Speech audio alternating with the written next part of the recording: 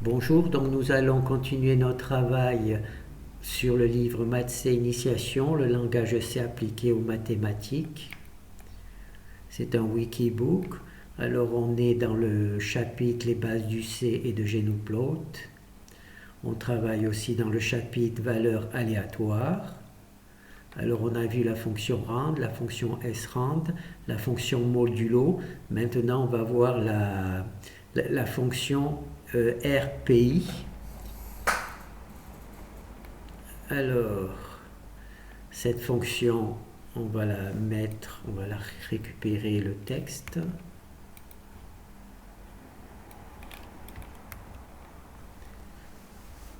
Donc ici, on a notre fonction RPI, d'accord?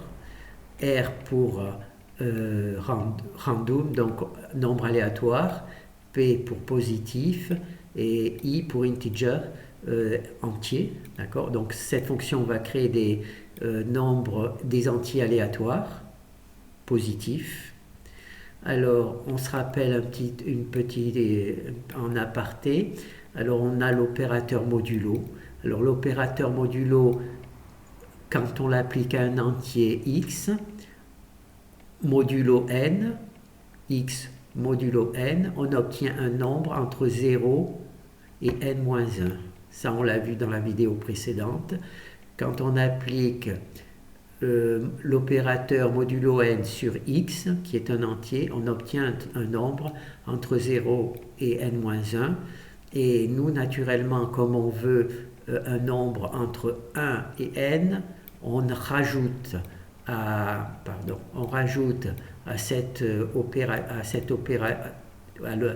opération mathématique, on rajoute plus 1. Donc on bascule, le 0 devient 1 et le moins 1 disparaît. Et donc on obtient entre 1 et n. Ce qui est intéressant puisque maintenant, ici dans notre fonction, on choisit une valeur maxi et on va avoir comme valeur, grâce à cette méthode, un nombre entre 1 et maxi i, et le nombre maxi. Donc la fonction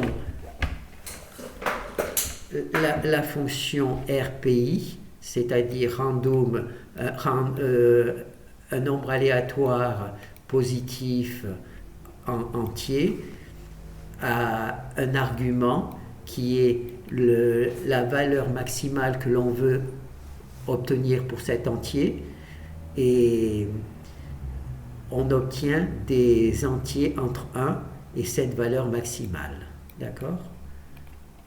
On va lancer. Voilà, là on a des nombres entre 1 et 9, je crois. C'était la truc, voilà. C'est ici qu'on a notre fonction qui appelle, qui demande d'avoir un nombre entre 1 et 9. Bon, maintenant, si je mets 999, voilà, 999, je vais avoir une liste de nombres.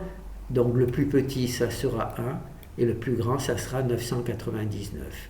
Bon, là, naturellement, le plus grand, c'est 9, 7. Comme c'est aléatoire, on ne peut pas tous les faire.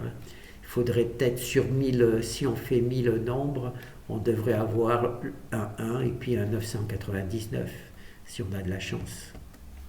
Voilà. Donc là, on a notre fonction RPI qui se trouve en fait écrite,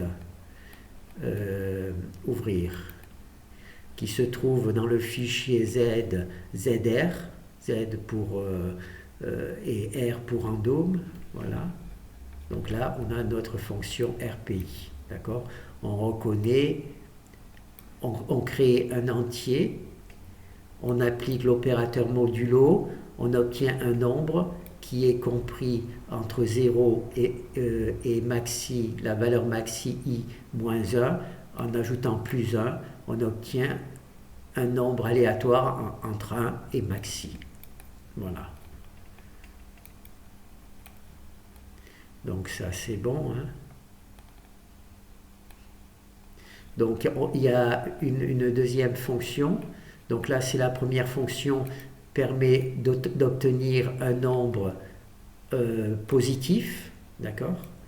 mais on pourrait aussi être intéressé par par un nombre positif et négatif. Donc là, c'est cette nouvelle fonction.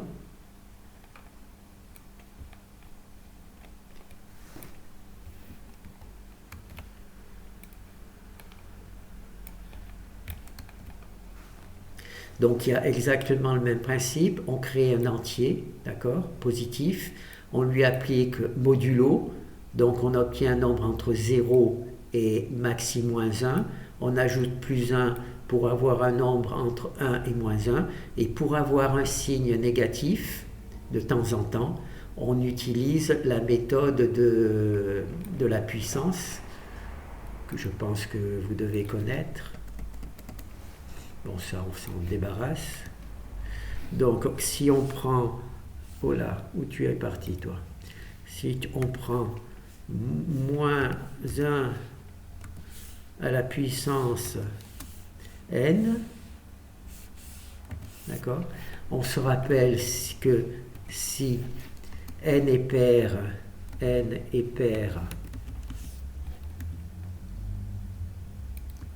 on obtient 1.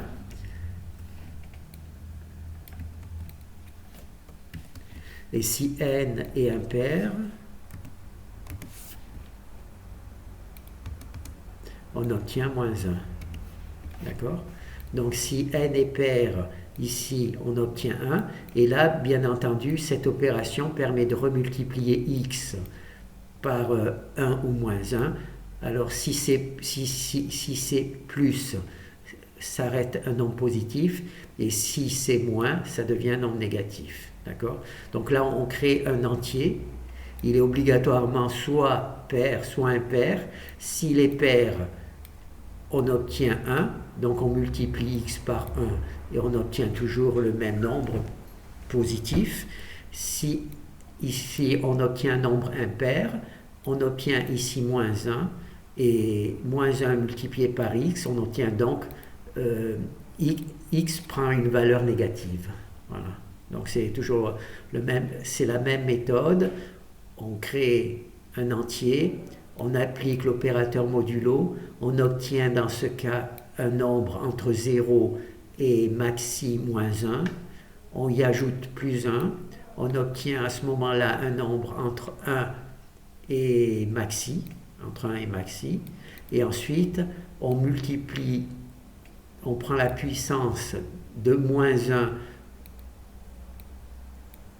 en prenant la puissance de moins 1, on obtient soit 1, soit moins 1, qu'on multiplie et on le multiplie moins 1 ou moins 1 par x, et on obtient de temps en temps un nombre x positif et de temps en temps un nombre négatif. Voilà. Donc de temps en temps on a un nombre positif et de temps en temps on a un nombre négatif. D'accord? C'est comme ça. D'accord? Voilà. Bon, ben, il n'y a rien de particulier sur cette chose. Voilà. On répète une dernière fois. Rand pour obtenir un nombre, comment on appelle ça? Un nombre aléatoire. Modulo max pour obtenir un nombre entre 0 et max moins 1. En ajoutant plus 1, on obtient un nombre entre 1 et max. Et ensuite, on utilise la puissance de moins 1 pour obtenir soit un x positif, soit un x négatif. D'accord? Voilà. Moins 1 à la puissance paire nous donne 1 et moins 1 à la puissance impaire nous donne moins 1. Voilà. En fait, on multiplie x par 1 ou moins 1, ce qui nous donne des valeurs positives ou négatives de manière aléatoire. Voilà. Bon, ben là, je pense qu'on a tout vu. Hein. Alors, où on en était? Alors, il y a les premiers pas de Genoplot, on ne va pas le revoir. Là, j'ai remis un petit peu tous les exemples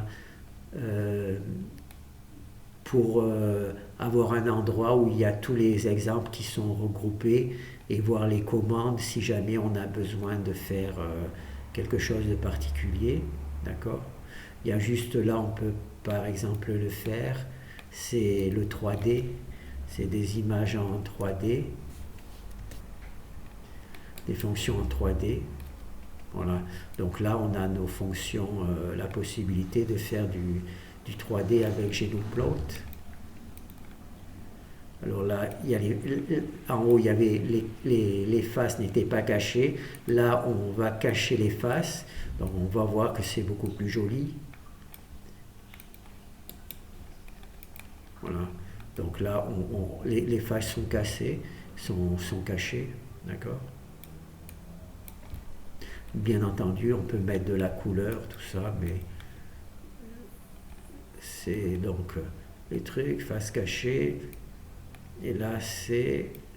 Ah oui, on contrôle l'échelle des trucs. Voilà. Ah non, c'est l'angle dans lequel on veut visualiser donc je vais le refaire. Et on peut choisir l'angle de vue. D'accord? Si on a un angle de vue qui nous semble intéressant, en règle générale, on reprend l'angle de vue. Donc là, on reprend l'angle de vue qui est donné dans le livre. Donc là, on voit 55, 57, 55, 57.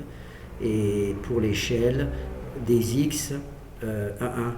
Donc on reprend en fait, s'il y a une jolie vue dans un livre, et ben on essaie de reprendre la même, tout simplement. Et ensuite, ben, on peut nommer les axes, pourquoi pas. Donc là, c'est, voilà, Y-axis, X-axis, et puis le Z-axis, je ne sais pas où c'est qu'il est. Il n'y a pas de Z-axis, mais enfin, on a le X et les Y. D'accord? Voilà. Donc, on peut bien entendu avoir des dessins beaucoup plus coloriés, mais là, c'est juste pour la présentation, ça suffit. Voilà. Donc, on a vu, on peut faire avec Genoplot du 3D, et sinon, là, la version 2D, on a vu pratiquement toutes les commandes, donc je n'y reviens pas. Merci.